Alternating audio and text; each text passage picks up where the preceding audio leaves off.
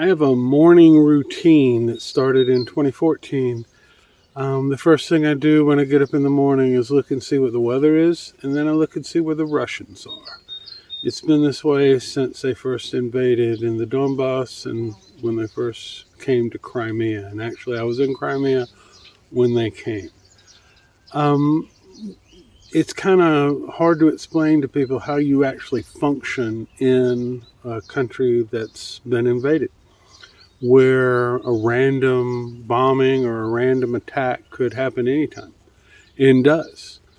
When they first bombed Mariupol, and this is in 2014, I don't remember the date, but a random artillery shell hit in a market in downtown Mariupol. 32 people were killed, some over 30. And I was in Melitopol. And if you know the map of Ukraine, you've got a highway that runs from Russia down to Crimea. It's the land bridge. And the first city is Mariupol, and then Berdyansk, and then Melitopol, which is where I was living. And we understood what was going to happen. And so I'm out running then. I ran a little bit more than I do now. And I was out running at the track and at the local school thinking, what am I going to do? They're bombing us. What am I going to do? And I realized then, and a lot of this has to do with my recovery and addiction, because I've learned some things. How to deal with fear, how to deal with anxiety, how to live. And I realized that the only thing I can do, the most helpful thing to do, was to continue to have a routine. And, I've been dealing with people with anxiety disorders since 89 to 90. And as a professional and working in hospitals, helping people with anxiety disorders. And one of the common therapies is to establish a routine and keep it, no matter what's going on the outside. I've heard this in Israel, which is going through its own stuff right now. But 40 years ago, long before all my profession changed, and I started working with mental health, I had heard Israelis in Tel Aviv and Jerusalem say, you just go about your life. You just live life. They might bomb the cafe you're having coffee in. They may. But you can't sit at home in a bomb shelter all the time. And so, I'm out here working in my peppers.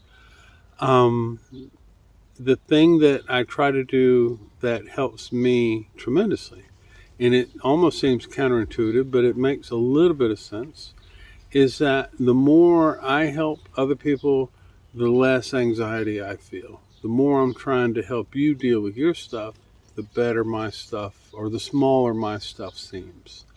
I've been doing this for a long time. If I'm thinking about you and helping you with your problems, I'm not thinking about my problems. One of the founders of Alcoholics Anonymous said that he had a phrase, out of me into you. There's people that need help all around. It might be the babushka next door that needs her groceries carried up the stairs, or can't make it to the market. It may be a child who lives in a village that would greatly benefit from learning English.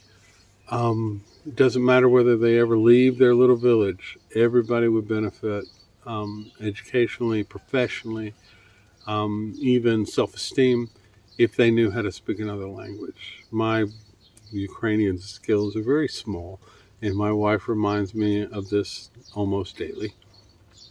But the things that I try to do, I try to stay aware of what's going on in the war and in the politics, both in Europe and in America, but I don't dwell on it. I have an allotted amount of time that I spend paying attention to what's going on, because you have to stay informed. You have to be an informed citizen. And so I look at the war, I look at the weather. about much time for both of those. I look at the politics. And then I spend most of my day with a set of headphones on listening to some either motivational speaker or somebody who's involved in creating businesses or someone who's involved in agriculture on a small scale the way that I do it. People who understand marketing. I'm doing something proactive that's helping build my capacity to be of use, maximum use.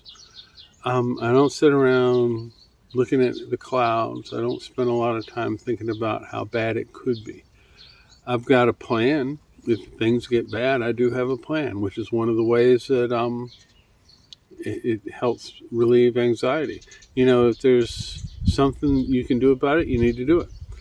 If there's nothing that you can do about it, you need to not worry about it because there's nothing you can do about it. You need to be doing something proactive. That's the logic that I've applied to me. I'm busy. I am busy all the time. I don't have a lot of time to think. I'm up early. I'm in bed, asleep by 9:30 lately.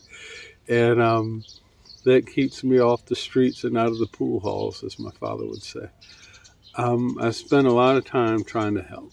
And that helps me. I think that's what God asked me to do a long time ago. People ask me, why are you here? Why are you in Ukraine? Why aren't you laying in the sun on the beach eating marshmallows? That kind of stuff makes me crazy. I need to be doing something, and it needs to be some kind of work that is of use. Not something that is just feeding me, but something that's allowing me to feed other people, both spiritually and nutritionally. I explain to people all the time that this is just a way for me to keep the lights on while I help other people keep their lights on. The peppers and the tomatoes and stuff like that, I needed those for myself. And then other people started asking, can you do this for me? And we've turned it into a little business. I'm not going to say I don't get anxious. I do. I had a conversation with somebody yesterday about the politics within an organization that we are connected to and their attitudes towards the war and the invasion. And people are strange. People forget. People forget history. I love the saying that those who do not study history are doomed to repeat it. But the other quote is, those who do study history are doomed to be driven crazy by the people who don't study history. I think that's pretty funny. The main thing I know is I've got nothing to worry about. I'm blessed. We're all blessed. I had a good friend of mine, a rabbi out in Arizona, and he picked me up at the airport, and we were driving along in his car, and I didn't have any place to live. I didn't have anything to eat, and I didn't have a car. I didn't have a job. And I looked at him and I said, it's good to know that I'm working with a net. And he said, we're all working with a net. If you've got some issues, you think I can help, or you think I can just possibly give you a direction, feel free to get in touch with me. I'd be more than happy to help. Slava Ukraine.